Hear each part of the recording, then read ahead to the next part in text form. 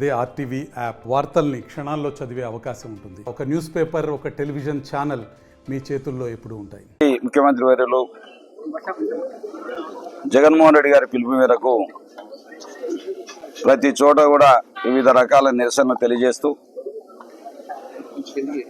కొన్ని చోట్ల ర్యాలీల రూపంలో, బైక్ ర్యాలీల రూపంలో ఎన్నో రకాలుగా మెమోరాండం సమర్పించడం కోసం ఈరోజు డి ఆఫీస్కి వచ్చి, ఏడీ ఆఫీస్కి వచ్చి ఈరోజు పెంచిన విద్యుత్ ఛార్జీలు వెంటనే తగ్గించాలని మా నాయకుని సంకల్పం, ఆయన సంకల్పం మేరకు మేమందరం కూడా భారీగా ర్యాలీతో వచ్చి మెమోరాండం సమర్పించడం జరిగింది. ఆ రోజు 2000 సంవత్సరంలో ఆ రోజు రైతు ఈ యొక్క విద్యుత్ ఛార్జీలు తగ్గించాలని హైదరాబాద్లో ధర్నా చేస్తే గుర్రాలతో తొక్కించిన సందర్భాలు మనం చూసాం. రాజశేఖర రెడ్డి గారి హయాంలో ఉచిత విద్యుత్తు రైతాంగానికి ఇవ్వాలనే ఉద్దేశంతో పేదవారికి 200 యూనిట్లు, ఎస్సీ ఎస్టీలకు ఉచితంగా ఇవ్వాలని సంకల్పంతో ఆ రోజు వైఎస్ రాజశేఖర రెడ్డి గారు ఉచిత విద్యుత్ పథకాన్ని తీసుకురావడం, రైతాంగం ఎంతో మేలు జరగడం, ఎన్నో ఇబ్బందులు ఉన్నటువంటి వ్యవసాయంలో నష్టాలతో ఊబిలో కూరుకుపోయినటువంటి రైతాంగం ఆ రోజు ఎంతో కొంత మేరకు ఉపశమనం పొందడం జరిగింది. చంద్రబాబు నాయుడు ఏ ప్రభుత్వం ఎప్పుడొచ్చినా అబద్ధాలతో రాజ్యం వెళ్తా ఉన్నాడు, కానీ ప్రజలకు మేలు చేసి అధికారం సంపాదించుకునే దాఖలాలు మనం చూడలేదు. బషీరాబాద్ కాల్పులు, ఆ రోజు కాల్పులు మీ అందరికీ తెలుసు. ఆ సంఘటన గుర్రాలతో తొక్కించడం, కాల్పులు జరపడం, రైతాంగాన్ని ఆ రోజు ఎన్నో రకాలుగా ఇబ్బంది పెట్టడం.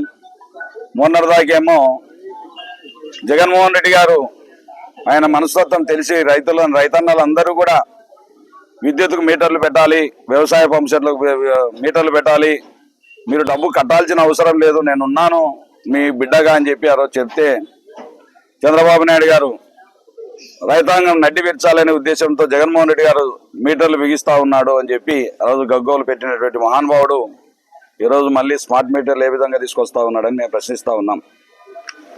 ఎందుకంటే ఆ రోజు చెప్పాడు జగన్మోహన్ రెడ్డి గారు 200 రూపాయలు ఉన్న కరెంటు బిల్లును 800 రూపాయలు చేసిన ఘనత జగన్మోహన్ రెడ్డి గారిది. 2014లో మిగులు విద్యుత్ ఇచ్చినటువంటి ప్రభుత్వం మాది, తెలుగుదేశం ప్రభుత్వం మాది అని చెప్పినటువంటి మహానుభావుడు ఈరోజు అడ్డగోలుగా నవంబర్, డిసెంబర్ మాసాల్లో 15,485 కోట్ల రూపాయలు ఈరోజు విద్యుత్ ఛార్జీల రూపంలో ప్రజల నెత్తిన భారం మోపి నడ్డి విరిచినటువంటి మహానుభావుడు చంద్రబాబు నాయుడు గారు. మనం చూస్తూ ఉన్నాం. ఇదే కాదు, అన్ని వ్యవస్థలను కూలదోశాడు మహానుభావుడు. సూపర్ 6 అని చెప్పి ప్రజలను మోసం చేశాడు.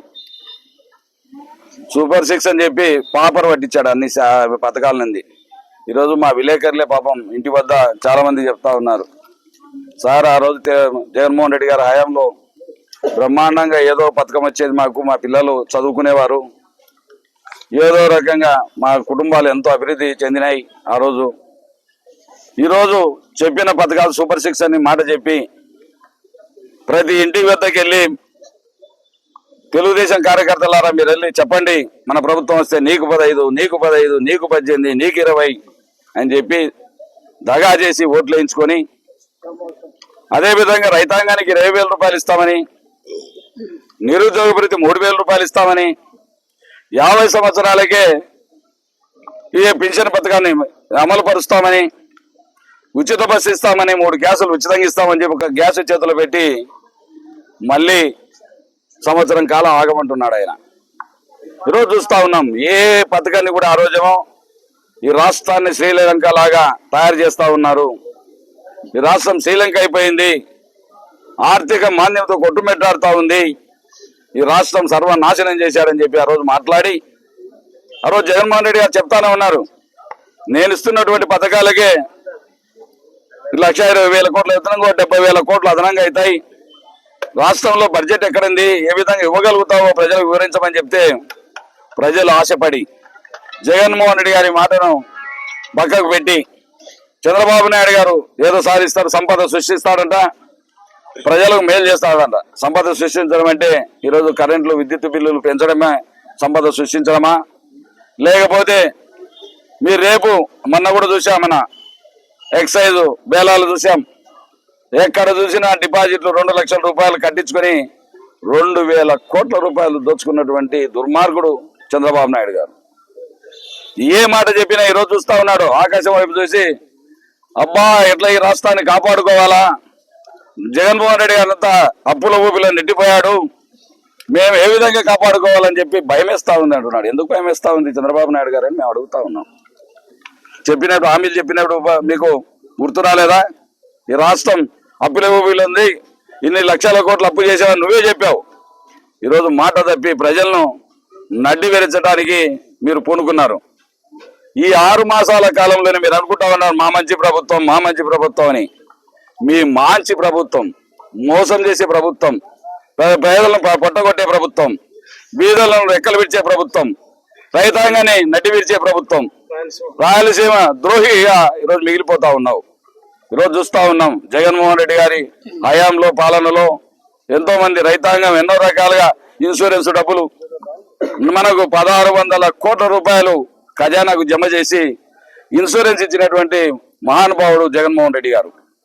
ఈ రోజు చూస్తే మీ ఇన్సూరెన్స్ మీరే కట్టుకోండి, మేము కట్టే పరిస్థితి లేదు, జగన్మోహన్ రెడ్డి గారు అంతా అప్పుల ఊపిలో నెట్టాడు, మీ ఇన్సూరెన్స్ కూడా కట్టలేని పరిస్థితి ఈరోజు రాష్ట్రంలో ఉంది. అంటే రైతాంగం ఎన్ని లక్షల కోట్లు ఈరోజు ప్రజలకు అన్యాయం చేస్తా ఉన్నారో ప్రజలందరూ అర్థం చేసుకుంటా ఉన్నారు. ఈరోజు ప్రజలు ఇంత ఉవ్వెత్తున మీరు చూస్తా ఉన్నారు. మరిన్ని వీడియోస్ కోసం ఛానల్ ని సబ్స్క్రైబ్ చేయండి, లేటెస్ట్ అప్డేట్స్ కోసం వాట్సాప్ ఛానల్ ని ఫాలో చేయండి అండ్ లింక్ డిస్క్రిప్షన్ లో ఉంది.